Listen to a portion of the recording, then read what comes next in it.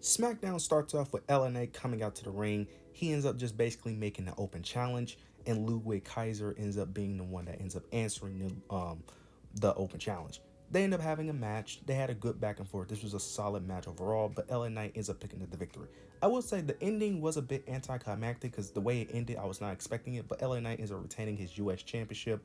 Only makes sense for him to retain. He wasn't going to lose. This was just for a way for Ludwig to have a match in his home crowd and his home country, so it makes sense. So I enjoyed the match for what it was. It was a good, solid title defense. I'm excited to see what's next for LA Knight and for the rest of his US Championship reign.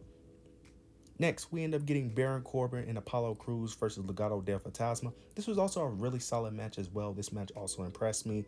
Legado ends up winning the match towards the end. I think Electro Lopez ended up interfering in the match, if I'm not mistaken, which led to Baron Corbin going to the outside. Baron Corbin went to the outside, which distracted Baron Corbin. Then I think Santos is ramming him into the steel steps, which ends up basically costing Apollo the match because he didn't have his tag partner. Legado ends up taking advantage, and that's the end of the match there. Overall, I don't know what's next for this feud. I don't know if it's over. Most likely not, since they cheated, but I'm interested to see where this goes. Hopefully that they could build upon this feud.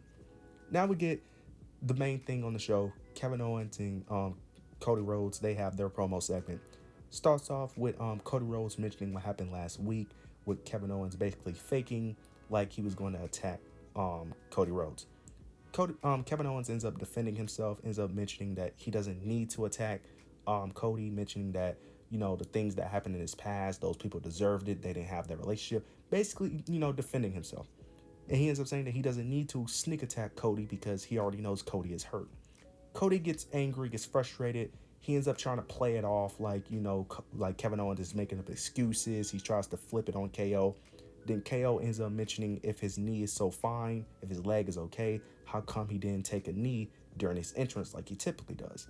And he ends up saying that it's not a good idea for them to have a match because, he ends up mentioning that it's not a good idea to have a match because he ends up bringing up his past of winning the Universal Championship and that fans always told him that he's only champ because of Triple H, which ruined his title reign. And he ends up saying that whenever we have this match, whenever I beat you, then Cody Rhodes ends up getting offended when KO says when he will beat him. KO ends up saying that he talks with a lot of confidence, but it's just a lot of anger that he's speaking with. He ends up mentioning how when he came back, KO knew that he would get outshined. He didn't say those exact words, but he basically worded it that way because he ends up mentioning at WrestleMania 38 when KO had one of his biggest matches ever against Stone Cold. He outshined him, having to share the spotlight with him the very next day. So he basically was saying that whenever he was going to come back, he already knew he was going to get outshined by him. Then he ends up saying that whenever I do end up beating you, will we still be friends after the match? Then KO ends up going to Cody Rhodes. He ends up whispering in his ear, and that's the end of the segment there. I'm really enjoying what they're doing here. They're slowly building it. I don't know if he's going to turn heel, but they're slowly building the slow heel turn, which I am enjoying.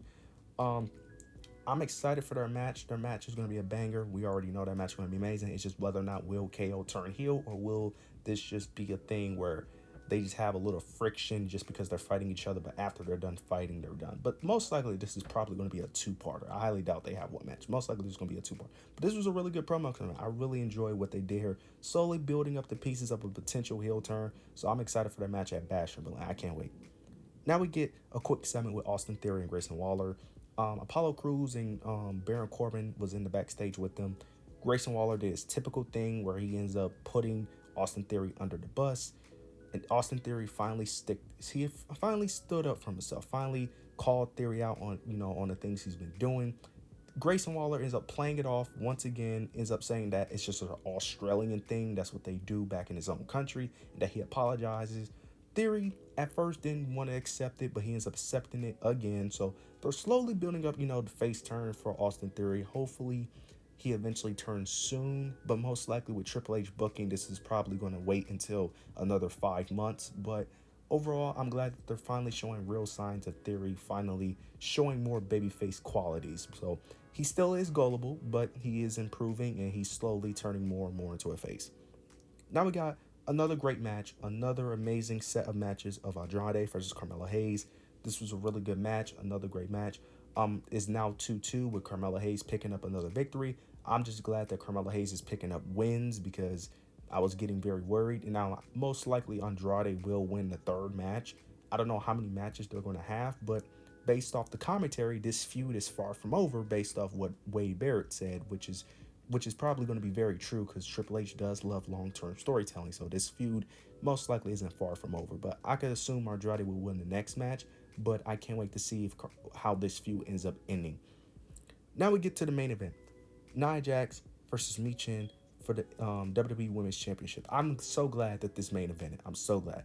I love the Bloodline storyline. I do, but it could get very tiring seeing the Bloodline in every main event. So I'm glad that this got a chance to main event. Plus, Michin is in the main event, and I think Michin is very underrated. We had some very, very cool spots in the match. We had a very cool fire extinguisher shot. Michin ends up hitting the fire extinguisher on Nia Jax. Then we had a cool spot where Michin ended up hitting a power bomb on Nia Jax on through a table. After that spot, we end up getting Tiffany Stratton. She ends up coming out teasing a cash in.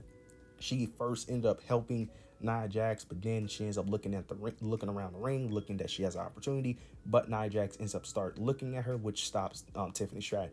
Then Michin started to get back up, so Tiffany Stratton ends up helping out Nia Jax. She was about to hit her moonsault, but then Bayley ends up coming out for the save, taking out Tiffany Stratton. But then Nia Jax ends up using this opportunity to take the advantage, which she does. She ends up hitting the Samoan drop on a table. Then she ends up hitting her finisher, the Annihilator. But before she ends up doing her finisher, she ends up getting a trash can, put Michin inside the trash can, then hit the Annihilator for the 1, 2, 3, and retains her WWE Women's Championship. Overall, this was a solid SmackDown. This was a solid show. SmackDown has definitely improved um since SummerSlam, so that is great. I'm excited for Bash in Berlin. I can't wait. But this was overall a solid show. I can't wait to see what's next. You guys let me know your opinions down below. Make sure you like, comment, and subscribe. But yeah, that's it.